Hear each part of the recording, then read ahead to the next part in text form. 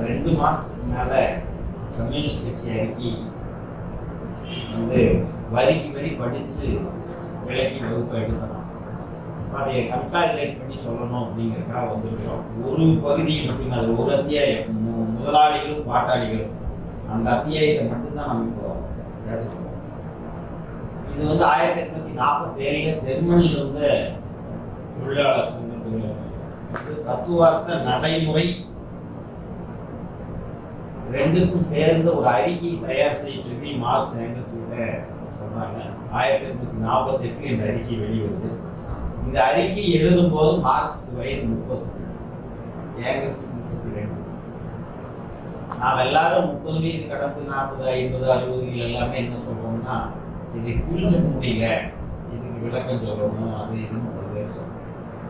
இந்த உலகத்துல அதிகபட்சமாக மொழிபெயர்க்கப்பட்ட, அதிகபட்சமாக அச்சடிக்கப்பட்ட, அதிகபட்சமாக கம்யூனிஸ்ட் இலக்கியங்களில் கம்யூனிஸ்ட் கட்சி அறிக்கைக்கு தான் முதலிடம். நூற்றுக்கணக்கான பதிப்புகள் இருக்குது, கோடிக்கணக்கான புத்தகங்கள் இருக்குது. அதை அவங்க இதுதான் கிட்டத்தட்ட ஆதாரம். பின்னாடி மார்க்ஸ் எழுதுனா ஆயிரக்கணக்கான பக்கங்களுக்கான ஆதாரமாக இருக்கு. இதனுடைய ஒவ்வொரு வரியுமே ஒரு 10 பக்கம் 20 பக்கத்துக்குரிய தகவல்களை புதைத்து வைத்திருக்கிற ஒரு சுரம். இவ்வளவு பெரிய விஷயத்தை அவங்க வெறும் 30 வயதில் எழுதிடுறாங்க அப்படிங்கிறது நாம் கவனத்தில் வச்சுக்கணும். இந்த அறிக்கைக்கு நிறைய முன்னுரைகள் இருக்கு. நீங்க அந்த முன்னுரைகளை பார்க்கணும். அந்த முன்னுரைகளில் ஏங்கல்ஸ் ஒரு இடத்துல சொல்றாரு, மார்க்ஸும் 2 பேரும் சேர்ந்து சொன்ன முதல் முன்னுரையிலேயே எது சொல்றாங்கன்னா, 1880 70 அவங்க எழுதுறதுல சொல்றாங்க, கம்யூனிஸ்ட் கட்சி அறிக்கை ஆவணமாகிறது, டாக்குமெண்ட். அதுல திருத்துவதற்கு எங்களுக்கு உரிமை. ஆனால் அதில் இருக்கிற பொது கோட்பாடுகள் அன்றை போலவே இன்றைக்கும் என்றைக்கும் பொருந்தக்கூடியது அப்படின்னு சொல்றாங்க.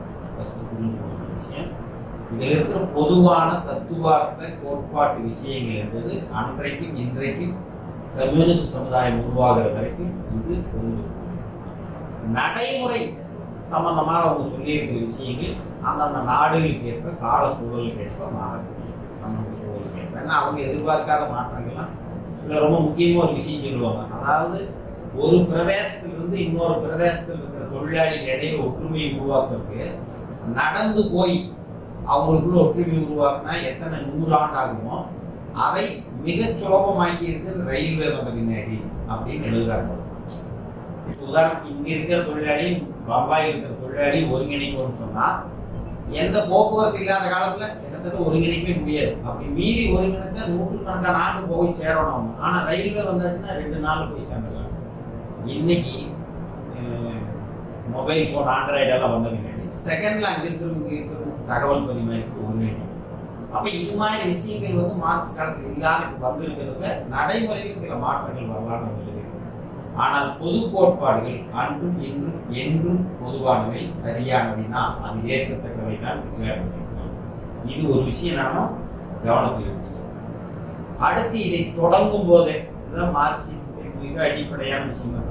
தொடங்கும் போதே சமுதாயத்தினுடைய வரலாறு அனைத்தும் வர்க்க போராட்டங்களின் வரலாறு.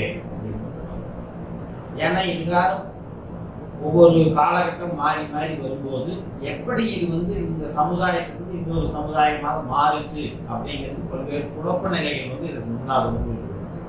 நான் அடிக்கடி ஒரு உதாரணம் சொல்லுவேன். இப்போ ராஜராஜ சோழன் இருந்தாருன்னு சொல்றாரு.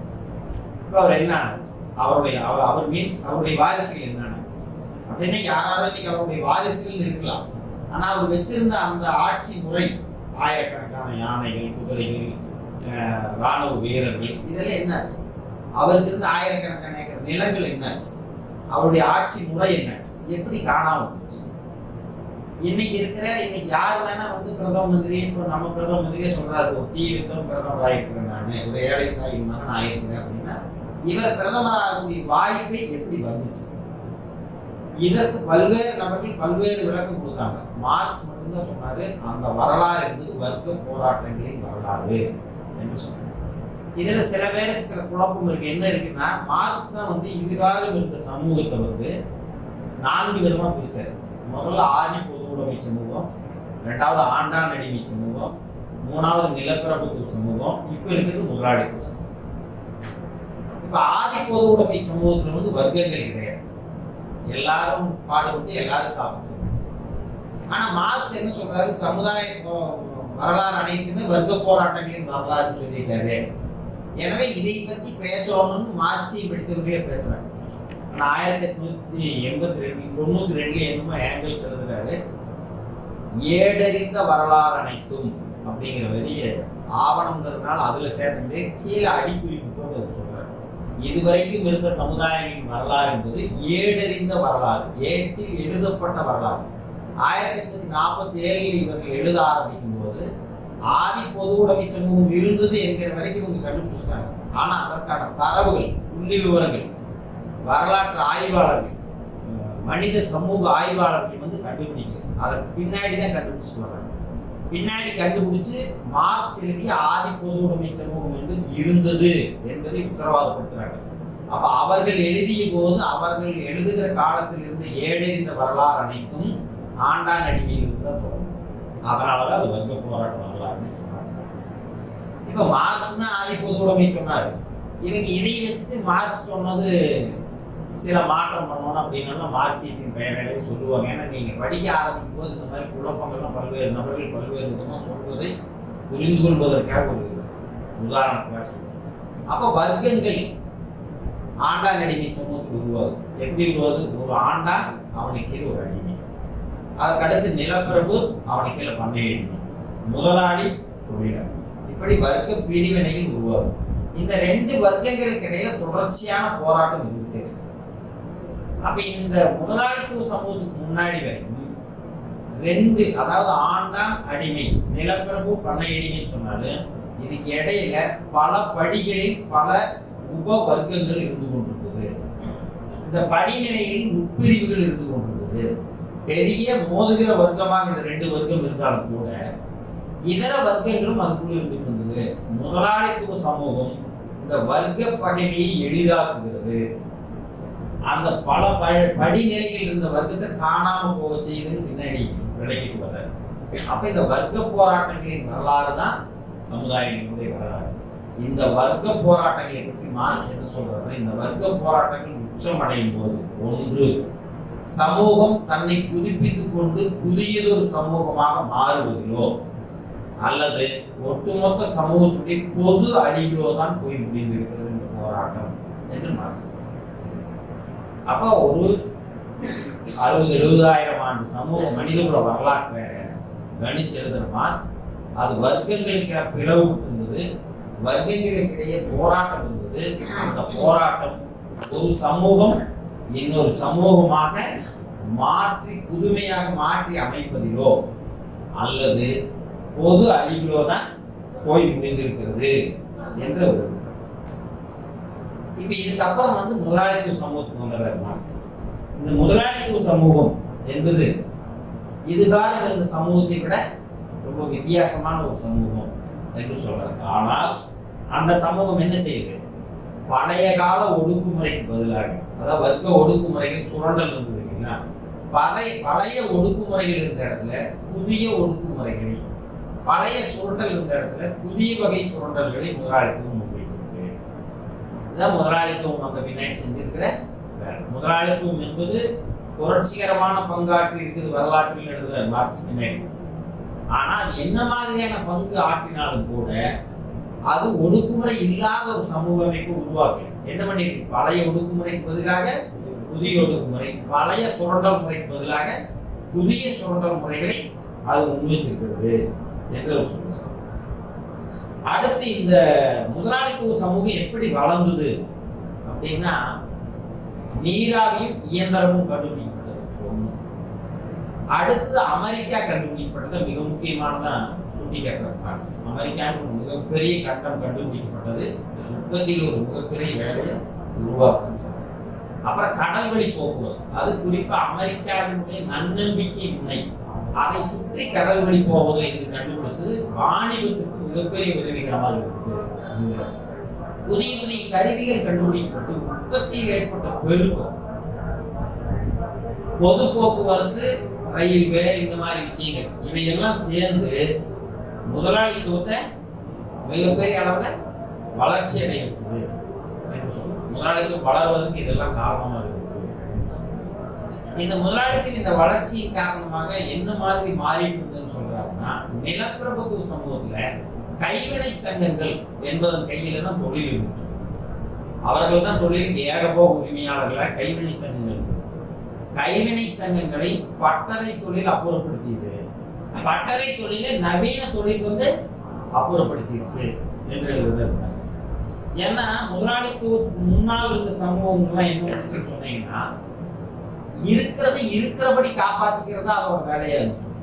ஏற்கனவே இருந்த உற்பத்தி முறைகள், உற்பத்தி கருவிகள், இவைகளை இருக்கிறது இருக்கிறபடி காப்பாற்றிக்கிறது தான் இதுக்கு முன்னால் இருந்த சமூகத்துடைய தேவையா இருக்கு. முதலாளித்துவ சமூகத்தில் ஓயாது ஒழியாது உற்பத்தி கருவிகளில், உற்பத்தி உறவுகளை முதலாளித்துவ மாற்றம் ஏற்படுத்தி, அதாவது திரும்ப திரும்ப புதுசு புதுசா ஒன்று உருவாக்கிட்டே வர்றதுதான் முதலாளித்துவத்துடைய வேலையா இருக்கு. இப்ப பட்டறை தொழிலிருந்து நவீன தொழில் வந்து மாற்றத்தை கொண்டு வர்றதுக்கு பின்னாடி நவீன தொழிலேயே பல்வேறு மாற்றங்கள் வந்துட்டே இருக்கு. ஏற்கனவே இருந்த தொழில்கள் அழிச்சு புதிய தொழிலை அழிச்சு மறுபடியும் ஒரு புதிய தொழில் அப்படிங்கிறது நிற்காம மாறிட்டே இருக்கு. இந்த ஓயாது ஒழியாது ஏற்படுற மாற்றம் இருக்குது இல்லைங்களா? இந்த மாற்றத்தை நீங்க வந்து சாதாரண விஷயத்தோட ஒப்பிட்டு பாருங்க. நாம அடிக்கடி சொல்லிட்டு பழைய காலத்துல சினிமா பாட்டு, ஒரு பாட்டு வந்து ஒரு 30 வருஷம் 40 வருஷம் நின்றுட்டு இருக்கு. இன்னைக்கு சினிமா பாட்டு நேற்று கேட்ட பாட்டு இன்னைக்கு மறந்து போகுது. அந்த மாதிரி பாட்டு இப்ப இல்லை அப்படிங்கிறத இப்ப பேசிட்டு ஆக்சுவலா உண்மை அது. முதலாளித்துவம் வந்து இப்ப முந்தானேத்து கொண்டு வந்திருந்த ஒரு புதுமையை இன்னைக்கு உடைச்சு இதை விட அடுத்த ஆளுக்கு இன்னும் கொஞ்சம் டெவலப்டா ஒரு விஷயத்தை கொண்டு வரும். உடனுக்குடன் 6 மாசத்துக்கு ஒருக்கா 1 வருஷத்துக்கு ஒருக்கா புதிய தொழில்நுட்பம் வளர்ந்துட்டே இருக்கு. எல்லாத்துலையும் ஏதோ மொபைல்ல இன்னொன்னுல நினைக்க வேண்டியது, எல்லா துறையிலையும் புது புது தொழில்நுட்பம் வந்துட்டே இருக்குது. நாம பிரம்மாண்டமா ரசிச்சதுல காணாம போகுது, உடனுக்குடன் மாறுது. அப்ப நம்முடைய அந்த பொருளாதார உற்பத்தி முறையில் ஏற்படுறது நம்முடைய ரசனையில பிரதிபலிக்கும். இப்ப எவ்வளவு பிரம்மாண்டம் ஒண்ணு வந்தாலும் கொஞ்ச நாளைக்கு அதை விட இன்னொன்று வர்றதுனால இது காணாம போயிடும். முன்னெல்லாம் சினிமான்னு எடுத்தீங்கன்னா 1 வருஷம் ஓடிச்சு 2 வருஷம் ஓடிச்சுக்கிறான். இன்னைக்கு எல்லாம் என்ன இருக்கு, 10 நாளுக்கு அதிகரிச்சு பெரிய சினிமா 10 நாள் ஓடத்தே பெரிய, அதுக்கு அடுத்து இன்னொன்று வந்து. அப்போ உற்பத்தியிலே இந்த ஒரு விஷயம் வந்து உருவாயிட்டே இருக்குது, மாறிட்டே இருக்குது இந்த விஷயத்துல. இப்படி ஒரு உற்பத்தியினுடைய வளர்ச்சி போக்கு வர வர வர என்ன பண்ணுதுன்னா சந்தை பத்த மாட்டேங்குது. முதலாளிக்கு உற்பத்தி பிரம்மாண்டமா பெருகிட்டு பிறகு அதை கேட்ட சந்தை பத்த மாட்டேங்குது. அப்போ முதலாளிக்கு என்ன பண்ணுது, ஒரு அனைத்துலக சந்தையை நிறுவுவதற்கு முயற்சி பண்ணும். முன்ன என்ன பண்ணிட்டு இருந்தது, இப்ப தமிழ்நாட்டுல ஒரு பொருள் உற்பத்தி ஆச்சுன்னு சொன்னா நம்ம அந்த காலத்துல எல்லாம் மணப்பாறை மாடு கட்டி மாயவனை ஏது ஊட்டின்னு பாட்டு கேட்டுருப்பீங்க. இதே மாதிரி கர்நாடகத்தில் கூட ஒரு பாட்டு, பீதர் ஜில்லா சேபினான் பெங்களூருமே சாபினான், அங்க ஒரு பாட்டு. என்னன்னா அந்தந்த ஊர்ல எது ஃபேமஸ், மணப்பாறையில முறுக்கு ஃபேமஸ், திருநெல்வேலியில் அல்வா ஃபேமஸ், மாட்டுக்கு மாயவரம் ஃபேமஸ் அப்படின்னு ஒரு குறிப்பிட்ட பகுதி இருக்கு. அங்க உற்பத்தி ஆகும் அல்லது அங்க விளையும் அல்லது அங்க இயற்கையா கிடைக்கும், அது அந்த ஊர்ல ஃபேமஸ். அந்த சுற்று வட்டாரத்தில் வித்துட்டு இருக்குது, அதோட நின்றுட்டு இருக்குது. கொஞ்சம் கொஞ்சமா அந்த சந்தை விரிவடைந்து எனக்கு தெரிஞ்சு புளியம்பட்டி சந்தையில் இருக்கு கோயம்புத்தூர், அதாவது நீலிவிடை ஒரு 3 கிலோமீட்டர், அதை தாண்டி போகணும்னு ஒரு லைசன்ஸ் வச்சிருப்போம். மாட்டு வண்டி அரிசி கொண்டு போவோம், இல்லைன்னு பிடிச்சிக்குவாங்க. எங்கிருந்து ஒரு மாவட்டத்துக்கு இன்னொரு மாவட்டத்துக்கு அரிசி கொண்டு போனா கடத்தல்னு சொல்லிட்டு இருந்தாங்க. இன்னைக்கு எங்க இருக்கிற அரிசி வேணாலும் இந்தியாவுக்கு வரல, இந்தியாவில் இருக்கிற அரிசி எங்க வேணாலும் போகலாம். இப்போ அதுக்கு இருந்து இறக்குமதி ஏற்றுமதி வரி எல்லாம் கூட நீக்கிற இடம். ஏன்னா முதலாளித்துவம் வந்து உற்பத்தி பெருக்கிட்டே இருக்குது, அப்பரிமிதமான உற்பத்தி பெருக்குது. எனவே அதுக்கு சந்தை போத மாட்டேங்குது. அது என்ன பண்ணுது, புதிய சந்தைகளை கண்டுபிடிக்கிறது, புதிய நாடுகளை சந்தையாக்குவதற்காக கண்டுபிடிக்கிறது. அதற்கு கடல் வழி போக்குவரத்து, ஆகாய விமானம் வந்து ஆகாய விமான போக்குவரத்து போன்றவற்றை அது பயன்படுத்துகிறது. இந்த அனைத்துலக சந்தையை இது வந்து உருவாக்குகிறது. இந்த அனைத்துலக சந்தையை உருவாக்கி இது வளருது. வளர வளர இப்ப நான் சொன்ன மாதிரி புதிய புதிய கருவிகள் கண்டுபிடிக்கிறது, நாள்தோறும் ஓயாது ஒழியாது உற்பத்தி கருவிகள் ஏற்படுத்துற மாற்றம். இந்த முதலாளித்துவம் எவ்வளவு வளர்கிறதோ அவ்வளவு அரசியலில் ஆதிக்கம் செலுத்துகிறது. முதலாளித்துவம் உற்பத்தி வளர வளர அது என்ன பண்ணுது, அரசியல்ல அதே அளவுக்கு ஆதிக்கம் செலுத்துவதாக மாறுது. அரசியல்ல ஒரே அடி இருக்கிற இடத்துக்கு வரல, படிப்படியா வந்தது. முதல்ல அது ஒடுக்கப்படும் ஒரு வர்க்கமாக இருந்தது. மாற்றி முதலாளித்துவம் ஆரம்ப கால நிலையில் வரும்போது அரசியல் துறையில் அது ஒரு ஒடுக்கப்படுகிற வர்க்கமா. ஏன்னா நிலப்பரப்புடைய ஆட்சி இருந்துட்டு இருக்கு. அப்ப புதுசா முதலாளிக்கு உள்ள வரும்போது அவன் யாரா இருக்கிறான்? அரசனை அண்டி பிழைக்கிறவனா தான் அவன் இருக்கணும். இந்தியாவில் முதல்ல வியாபாரம் பண்ண வந்த கிழக்கிந்திய கம்பெனி அப்ப இருக்கிற பகதூர் ஷா, டெல்லியினுடைய மன்னர் பகதூர் ஷாவுக்கு கடிதம் எழுதும் போது மேன்மை தங்கிய பகதூர் ஷா அவர்களுக்கு அப்படின்னு ஆரம்பிச்சு உங்கள் கீழ்ப்படித்த கிழக்கிந்திய கம்பெனி கையில் போடுறான். எப்படி போடுறான்? மேன்மை தங்கிய பகதூர் ஷா ஆரம்பிச்சு கடைசியில முடிக்கும் போது உங்கள் கீழ்ப்படிந்த லண்டன் பிரபு, வெல்லஸ்லி பிரபு, இந்த கம்பெனி கிழக்கிந்திய கம்பெனி வியாபாரம் பண்ணுறாங்க. அப்புறம் அவன் ஆட்சி பிடிக்கிறான். அதே மாதிரி தான் முதலாளித்துவம் முதல்ல வரும்போது ஒடுக்கப்படுகிற வருகிறது. கொஞ்சம் அதனுடைய வளர்ச்சி அதிகரிக்கும் போது ஆயுதம் ஏந்திய தன்னாட்சி கழகமாக மாறுகிறது. இப்போ ஆயுதம் ஏந்தியவர்களே தீவிரவாதிகள், பயங்கரவாதிகள் இந்த அரசாங்கங்கள் பேசுது இல்லையே, இந்த முதலாளித்துவ அரசாங்கங்கள், இவர்களும் ஆயுதம் ஏந்துகிறார்கள் பிரபுத்துவத்துக்கு எதிராக. அதிலிருந்து அடுத்த கட்ட வளரும் போது எப்படி வளருதுன்னா, முதல்ல மன்னர்கள், இரண்டாவது சர்ச்சுகள், மூணாவது முதலாளிகள் அப்படிங்கிற இடத்துல அதிகார மையமாக, முதல் அதிகார மையமாக நிலப்பரப்புகள் மன்னர்கள் இருக்கிறாங்க, இரண்டாவது அதிகார மையமாக தேவாலயம் இருக்குது, மூன்றாவது அதிகார மையமாக முதலாளிகள் உருவாகிறாங்க. நல்லபடியா பலமா வளர்ந்த பின்னாடி முழு அதிகாரத்தையும் இவர்கள் கைப்பற்றுகிறார்கள். இந்த காலத்தில் அரசு என்பது முதலாளித்துவ வர்க்கத்துடைய நலன் காக்கும் கருவியாக இருக்கிறது என்று அப்போ இது வளர வளர அரசியல் அதிகாரத்தை வென்றெடுக்கிறது, படிப்படியாக மேல வருது. இப்ப இருக்கிற முதலாளித்துவ அரசு எப்படிப்பட்டதாக இருக்கிறது? முதலாளித்துவ நலன்களை காக்கிற ஒரு சிறு குழு தான் அரசு முதலாளித்துவம். இப்ப இந்த முதலாளித்துவம் இப்படி வரும்போது எந்த மாதிரியான விஷயங்களை அது செய்யுது? இப்ப முதலாளித்துவத்தின் நலன் காக்கிற அரசா மாறியாச்சு. ஏன் இப்படி மாறுச்சு அப்படிங்கிறது மட்டும் இல்லாம முதலாளித்துவம் இந்த வரலாற்றில் ஒரு புரட்சிகர பங்கை ஆற்றி இருக்கிறது மார்க்ஸ். முன்னர் பல நேரங்களிலும் முற்போக்கான பாத்திரத்தை ஆற்றி இருக்குன்னு சொல்லுவாங்க. கம்யூனிஸ்ட் கட்சி அறிக்கையில புரட்சிகர பங்கு அப்படின்னு. ஏன் அப்படின்னா எங்கெல்லாம் முதலாளித்துவ ஆதிக்கம் நிலை பெற்றதோ, மார்க்ஸ் எங்கெல்லாம் முதலாளித்துவ ஆதிக்கம் நிலை பெற்றதோ அங்கெல்லாம் நிலப்பிரபுத்துவ கிராமப்புற உறவுகளை, கிராமப்புற பாரம்பரிய உறவுகளை, தந்தை வழி சமுதாய உறவுகளை அடியோடு ஒழித்து கட்டுகிறது முதலாளித்துவம். இப்போ நாம நல்லா கவனம் வச்சோம். ஒரு காலத்துல இங்க கிராமங்கள்ல ஊர் பஞ்சாயத்துன்னு ஒண்ணு இருக்கு இல்லைங்களா? ஊர் பஞ்சாயத்து கூடி சினிமாவில சொல்லி வச்சு காட்டுறானுங்க. அந்த மாதிரி ஒரு 4 பெருசு வந்து உட்காந்து பஞ்சாயத்து பண்ணிட்டு அவனுக்கு சொல்றதுதான் தீர்ப்பு. வெளியூர்கார ஊர்ல வரக்கூடாது, இன்னும் சில ஊர்ல எல்லாம் போலீஸை உள்ள வரக்கூடாது, பில்டப் பண்ண காலம். இப்ப கூட பஞ்சாப்ல விவசாயிகள் போராட்டம் கடந்த வருஷம் நடக்கும்போது கப் பஞ்சாயத்துங்கிறத பத்தி பேசினாங்க. அங்க இன்னும் கிராமப்புற விவசாயம் இருக்கிறதுனால கிராமப்புற உறவுகள் இன்னும், நிலப்பரப்பு உறவுகள் இன்னும் இருந்துருக்கு. எனவே பஞ்சாயத்துகள் இன்னும் இருக்கு. அந்த பஞ்சாயத்துகள் கூடி விவசாய போராட்டத்துக்கு ஆதரவா தீர்மானம் நிறைவேற்றினார். முதலாளித்துவ வர்க்கம் ஆதிக்க நிலை பெற்றுச்சுன்னு சொன்னா இது போன்ற கிராமப்புற உறவுகள், இந்த பஞ்சாயத்துகள், கிராமப்புறத்தில் இருந்த கலாச்சாரங்கள், இவைகளெல்லாம் அடியோடு ஒழிக்குது.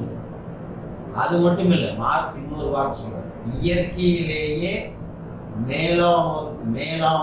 மேலானவர்களுக்கு மக்கள் கீழ்ப்படிந்து நடக்கிற அந்த பிரபுத்துவ பந்தத்தை அறுத்தெறிகிறதுங்கிறார். அதை என்ன சொல்றான்? நாம் இங்க என்ன சொல்றோம்? சாதி பிறப்பின் அடிப்படையில் சொல்றோம் இல்லைங்களா? மார்க்ஸ் இந்த கம்யூனிஸ்ட் கட்சி அறிக்கையில் என்ன சொல்றாரு? இயற்கையிலேயே மேலானவன் கீழானவன் அப்படின்னு சொல்லியிருப்பா. அதான் கடவுளே இவனை மேலானவனை படத்துக்கு இவனை கீழானவன், இது இயற்கை அப்படின்னு சொல்றாங்க இல்லையா? இது நிலப்பிரபுத்துவ சிந்தனை, நிலப்பிரபுத்துவம் உருவாக்கி வைத்திருக்கிற உறவு, இதை அறுத்தேர்ந்தது என்று மார்க்ஸ். ஏங்கல்ஸ் விஞ்ஞான சோசலிசம், கற்பனாவாத சோசலிசம் புத்தகத்துல பிறப்பின் அடிப்படையில் எழுது. பிறப்பின் அடிப்படையில் மேலானவருக்கு கீழானவர்களுக்கு கட்டுப்பட்டு நடக்கிற நிலப்பிரபுத்துவ பந்தத்தை முதலாளித்துவம் ஒழித்தது என்று ஏங்கல்ஸ் அதில் எழுதுறாரு. மார்க்ஸ் என்ன எழுதுறாரு? இயற்கையில் மேலானவருக்கு கீழானவர்கள் கட்டுப்படுவோம்னு சொல்ற நிலப்பிரபுத்துவ பந்தத்தை முதலாளித்துவம் ஒழிச்சது மட்டும் இல்லை. அது என்ன சொல்றாரு? மனிதனுக்கும் சுயநலத்தை தவிர, பண பட்டுவாடாவை தவிர வேறு ஒட்டுமில்லை, உறவும் இல்லை என்றார். இது ஒரு ரெண்டு பக்கம் அற்புதமான இலக்கியம். அதுல என்ன சொல்றாருன்னா, சமயத்துறை பக்தி பரவசம், பேராண்மையின் வீராவேசம், சிறு மதியோரது உணர்ச்சி பசப்பு.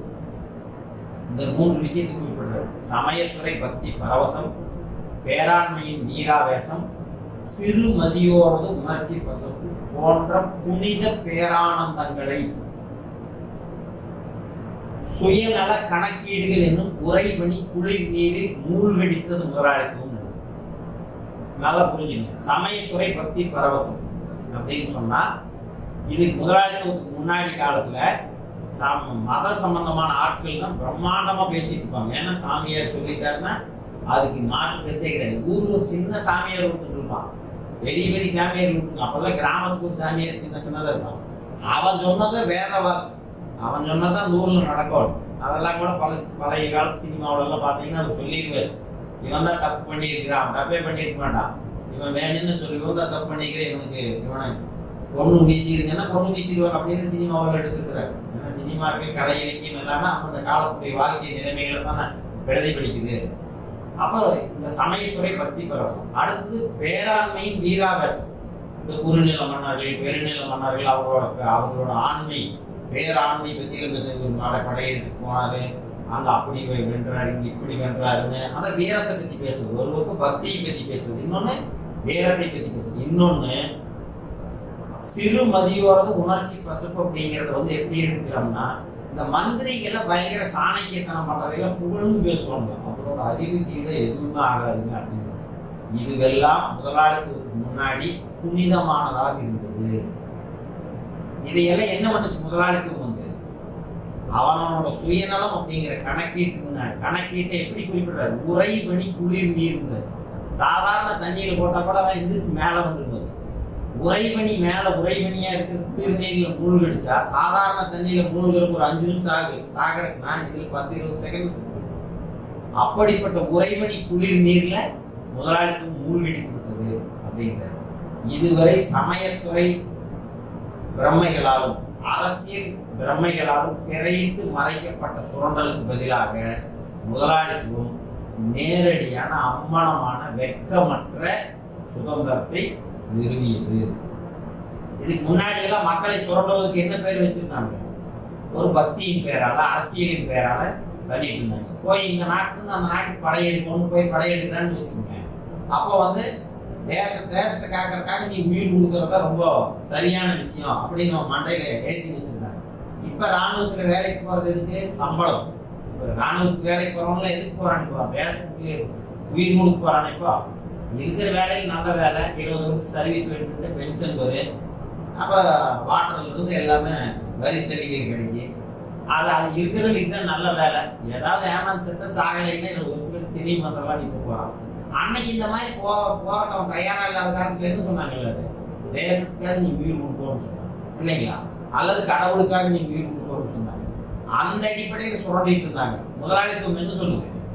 அதெல்லாம் இல்லை, நேரடியாக அப்பட்டமாக சுரண்டலை வெளிப்படுத்துவதாக மாறிடுச்சு. இதற்கு முன்னாடி சில சுதந்திரங்கள் அனுமதிக்கப்பட்டிருந்தது அரசினால், சட்டத்தினால் சில சுதந்திரங்கள் ஒவ்வொரு மனிதர்களுக்கு, மனித குழுக்களுக்கு இந்த சுதந்திரம் இருந்ததுன்னு சொல்லிச்சு. அந்த சாசனங்களால் பிரகடனப்படுத்தப்பட்ட சுதந்திரங்களுக்கு பதிலாக முதலாளித்துவம் வியாபாரம் என்கிற சுரண்டலை முன்னிறுத்தியது. எல்லா சுதந்திரத்துக்கு பதில் இது ஒரே ஒரு சுரண்டல் முதலாளித்துவம் முன்னாடி வச்சது. இப்படி அதாவது முதலாளித்துவம் எப்படி டெவலப் ஆகிட்டு வருது, வளரன்னு சொல்றாரு மார்க்ஸ். அது அரசியல்ல ஆட்சி அதிகாரத்தை வென்றெடுத்தது மட்டுமல்ல, எந்தெந்த இடத்துல அது மாறுச்சுங்கிறாரு.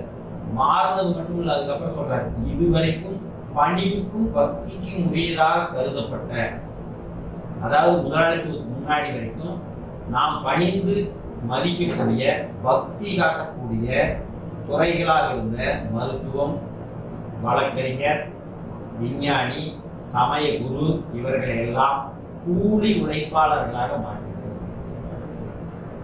இப்ப அந்த காலத்துல என்ன சொல்லியிருக்கிறாங்க? மாதா பிதா குரு தெய்வம்.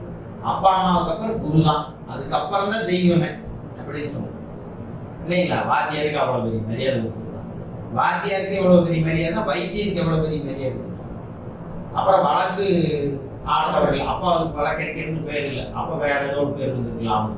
இவர்கள் எல்லாம் வந்து கடவுளுக்கு நிகராக வைத்து மக்கள் மதிச்சுருந்தாங்க. ஏன்னா ஜனங்களுக்கு படிப்பறிவு கிடையாது, சாதாரணமாக இருந்துருந்தாங்க. இவங்க எல்லாம் இந்த உலகத்தை ஆண்டுட்டு இருக்கிறாங்க. இவங்களோட அறிவுனால இந்த உலகமே நடந்துட்டு ஜனங்கள் நம்பியிருந்தாங்க.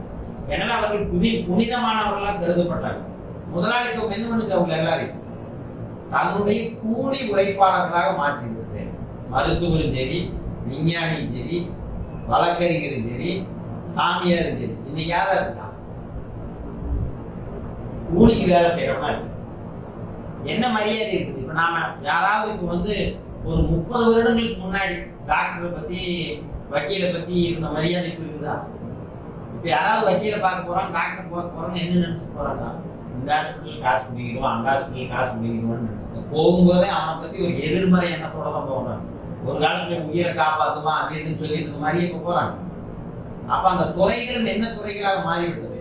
கூலி உழைப்புக்குரிய துறைகளாக மாறிவிட்டு அதன் மேல இருந்த புனிதமெல்லாம் உடஞ்சு நொறுங்கி போச்சு என்கிற விஷயத்த மார்க்ஸ் இந்த இதுல தெளிவுபடுத்துறாரு.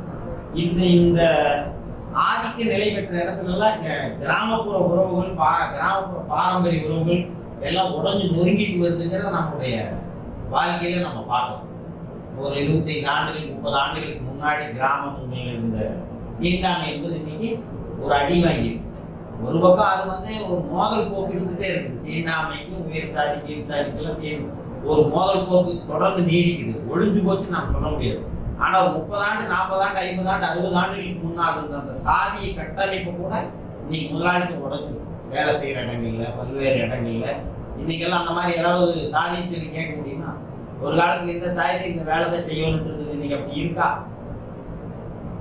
இன்னைக்கும் வந்து தூய்மை பணியாளர்களா இருக்கிறவங்க அப்படி இருக்கிறாங்கிற ஒரு போராட்டம் நடந்துட்டு இல்லைன்னு சொல்ல முடியாது. ஆனா பல்வேறு துறைகள் உடஞ்சு நொறுங்கி போச்சு. உதாரணம் சலூன் எடுத்துக்கோங்க. ஒரு 40 ஆண்டுகளுக்கு முன்னாடி சலூன் அந்த முடி திருப்புதல் அதுக்கு சம்பந்தமான ஒரு கருத்து இருக்குது. இன்னைக்கு அப்படி இருக்கா? இன்னைக்கு குறிப்பா பியூட்டி பார்லர் வச்சிருக்கிறவங்க குறிப்பிட்ட சாதியை சேர்ந்தவங்கலாம்.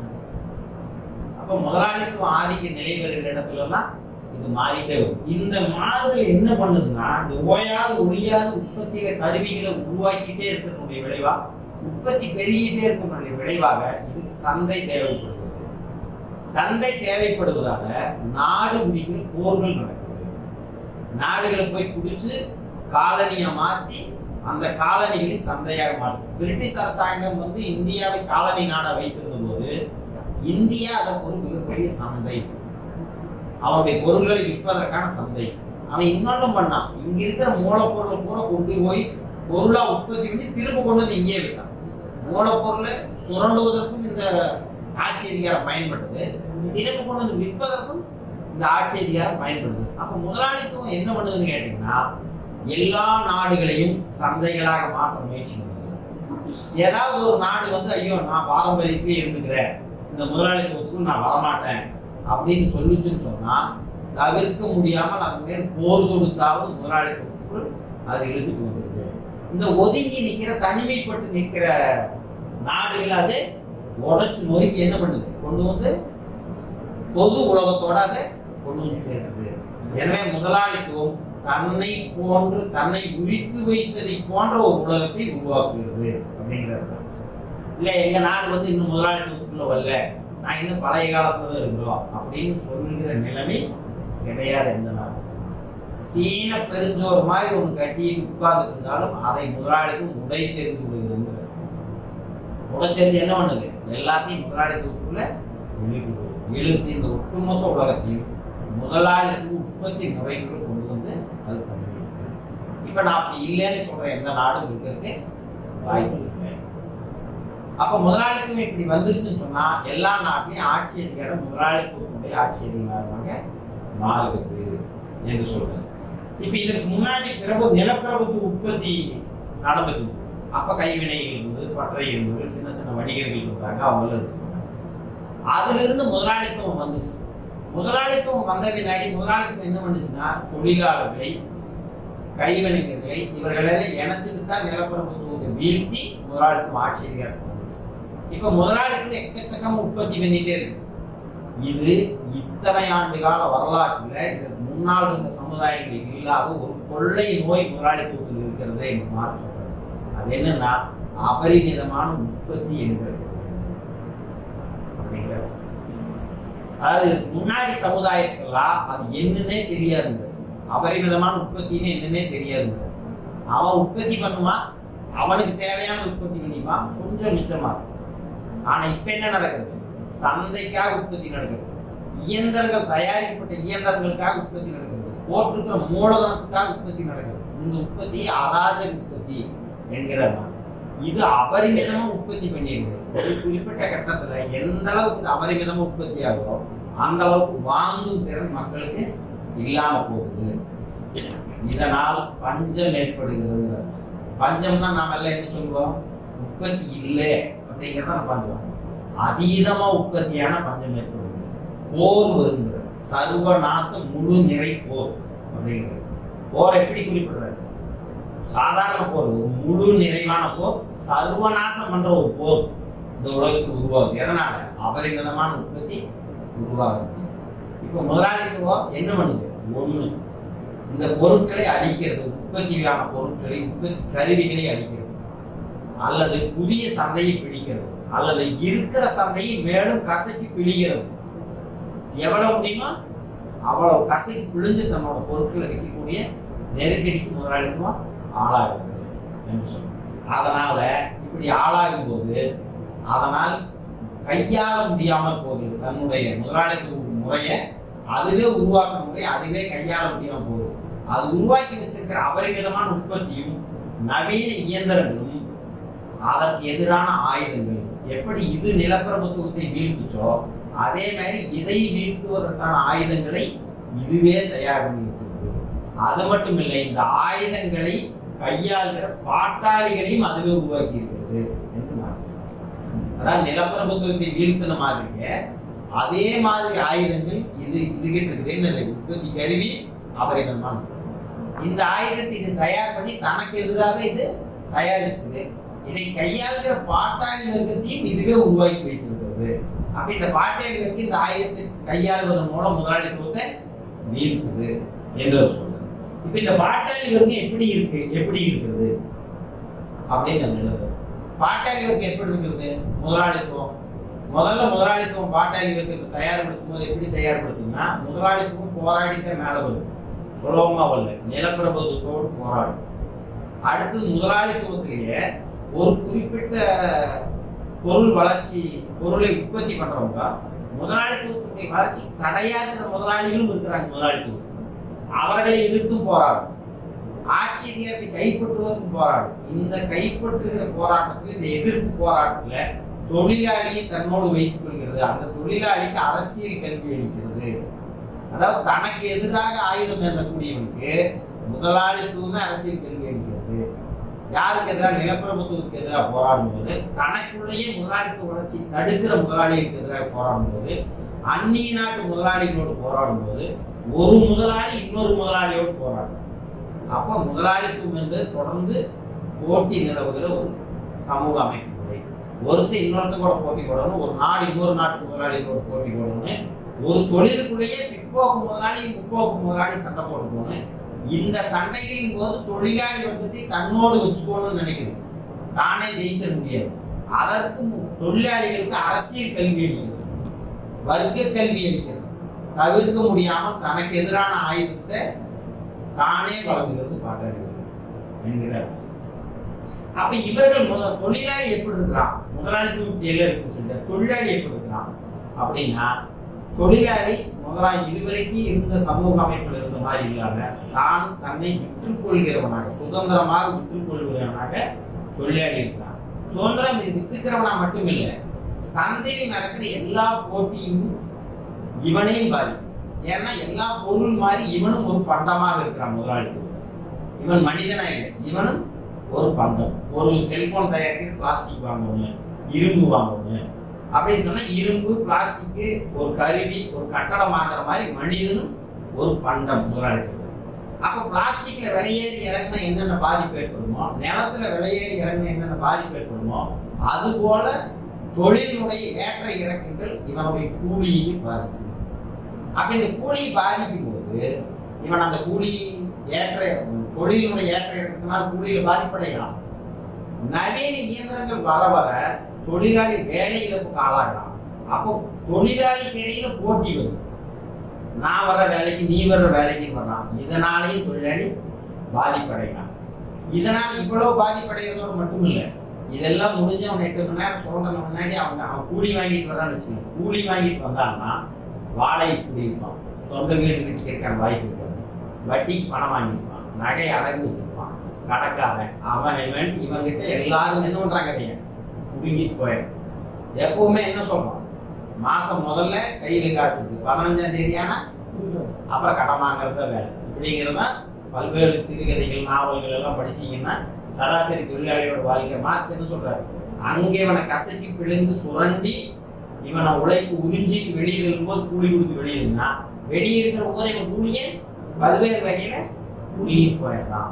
இப்ப இவன் என்ன ஆகிறான், இந்த போட்டிகளின் விளைவாக இவன் ஒரு பக்கம் இவனுக்குள்ளேயே போட்டி நடந்துட்டு இருந்தாலும் முதலாளித்துவம் என்ன பண்ணுன்னா நவீன தொழில்துறையை பிரம்மாண்டமாக அமைக்கும் போது ஒரு கம்பெனிக்குள்ள ஆயிரக்கணக்கான தொழிலாளிகளை கொண்டு வந்து சேர்க்குது.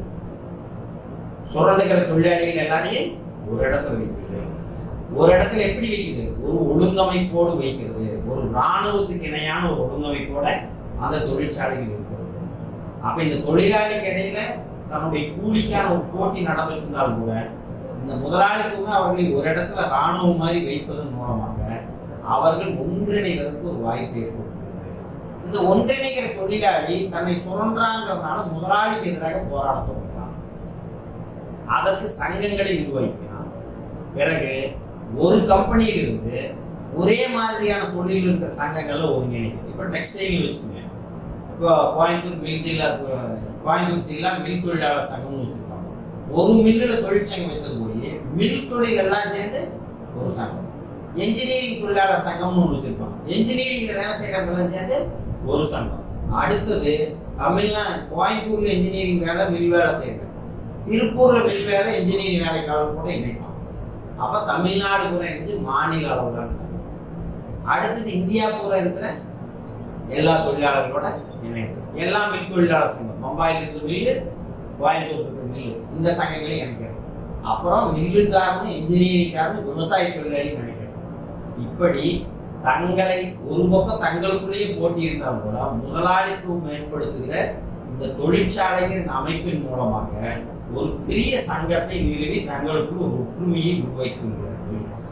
அப்படிங்கிற இந்த ஒற்றுமையில என்ன பண்ணுது, முதலாளிகளுக்கு எதிரான போராட்டத்தை தீவிரப்படுத்துது. இந்த தீவிரப்படுத்தும் போது முதலாளிகளுக்கு இடையே போட்டி இருந்ததுன்னு சொன்னாங்க இல்லைங்களா, அந்த போட்டியும் தொழிலாளர்கள் ஒற்றுமையும் சேர்ந்து புதிய தொழிலாளர்களுக்கான தேவைப்படுகிற சட்டங்களை உருவாக்குறது.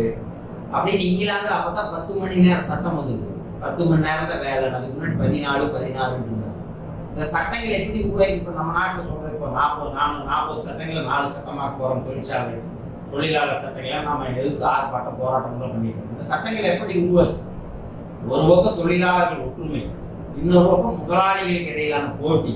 இந்த ரெண்டையும் பயன்படுத்தி தான் அரசுகள் சட்டங்களை உருவாக்குற ஒரு நிர்பந்தத்துக்கு வருகிறது அப்படின்னு மாறுச்சு.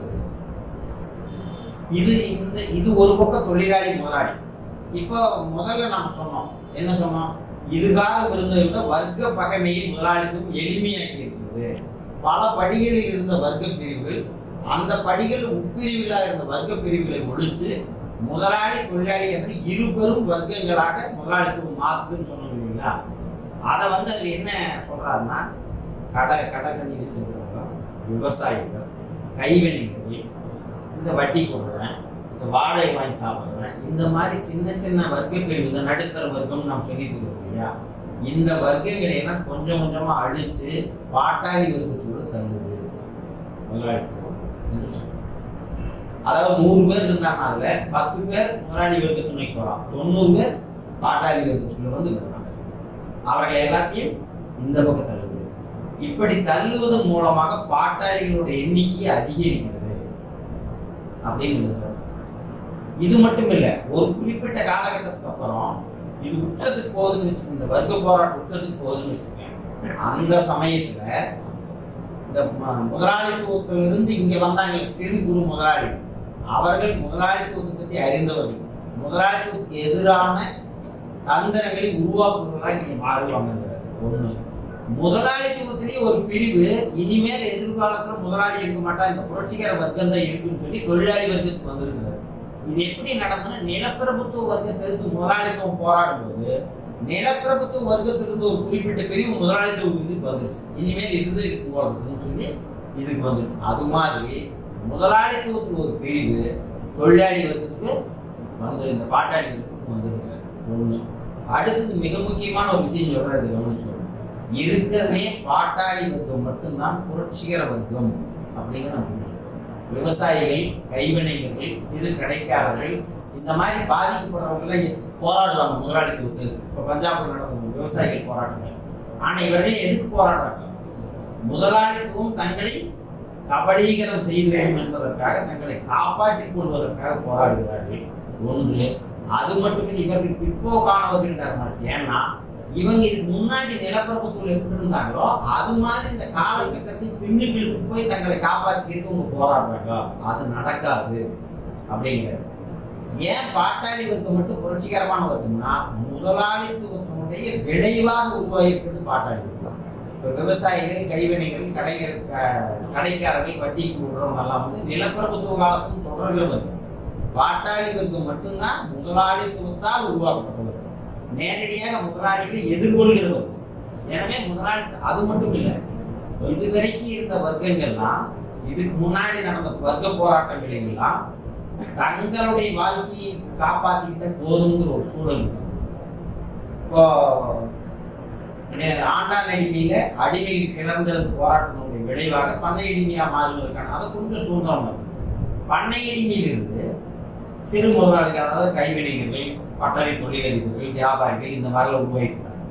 ஆனா அப்போ ஒரு வர்க்கத்தினுடைய நலனை மட்டும் வச்சுட்டு இன்னொரு வர்க்கத்தை அழிச்சு இது மேல வந்து பாட்டாளி வர்க்கம் மட்டும்தான் எல்லா வர்க்கத்தினுடைய தனிப்பட்ட சுயநலங்களையும் ஒழித்து தனிப்பட்ட சொத்துடைமை கொடுத்து எல்லோருடைய விடுதலைக்காகவும் பாடுபடுகிறவருக்கு இந்த வரலாற்று முழுக்க பார்த்தீங்கன்னா அது பாட்டாளி வர்க்கம் மட்டும்தான்.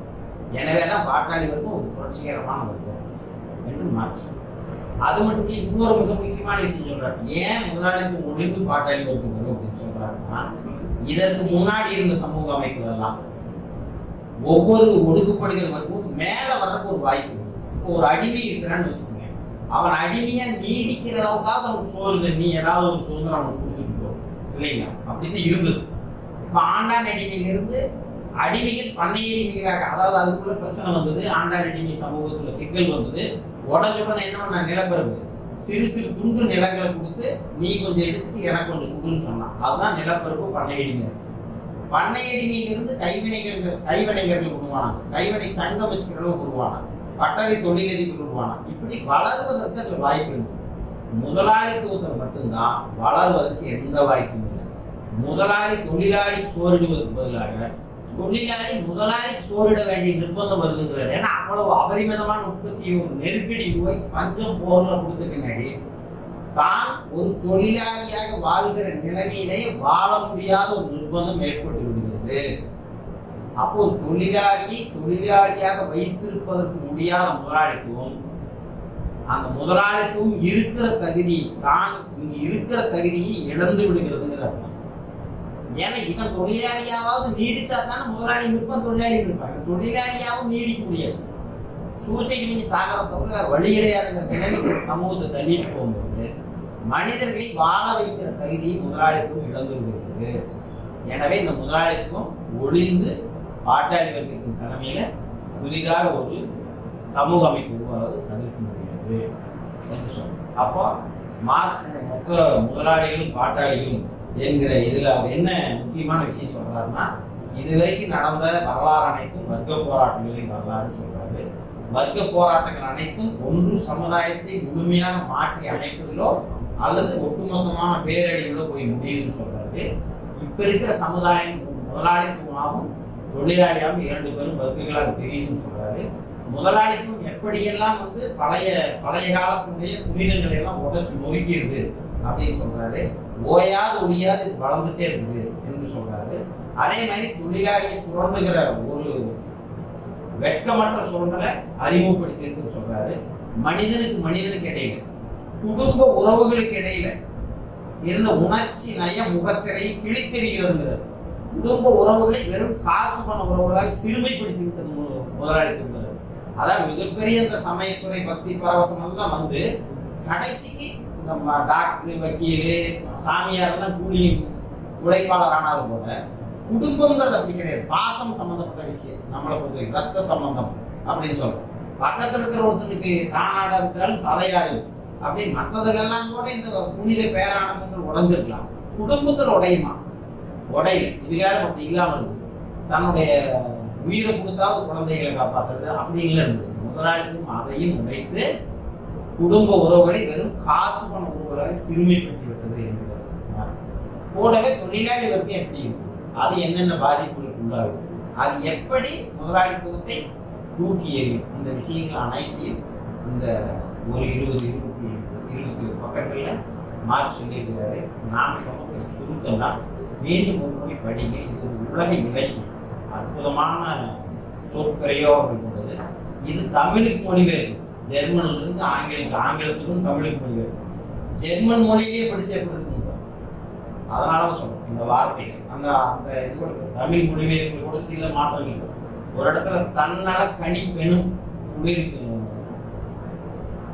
உரை குளிர் பனி நீரில் அப்படின்னு எழுதியிருப்பார். அந்த தன்னல கணிப்பு அப்படிங்கிறது சுயநல கணக்கீடு. தன்னோட சுயநலத்துக்காக கணக்கு போட முடியாது. அந்த கணக்குகள் அப்படி அதுல இதுக்கு முன்னால் அந்த புனிதத்தை கூடாது உடச்சு நொறுக்கிருக்கு அப்படின்னு நம்ம சொல்றாரு. இந்த மாதிரி அது எழுதுறது நிறைய மிக மிக அற்புதமாக எழுதுறது. அது படிச்சா தான் அதோட பாடி கேட்கறதுங்கிறத விட படிச்சா தான் அதோட ஒரு உள்ளார்ந்த அர்த்தத்தையும் அந்த ரசனையும் நாம எழுதிக்க முடியும். மீண்டும் அடுத்த வாரம் அடுத்த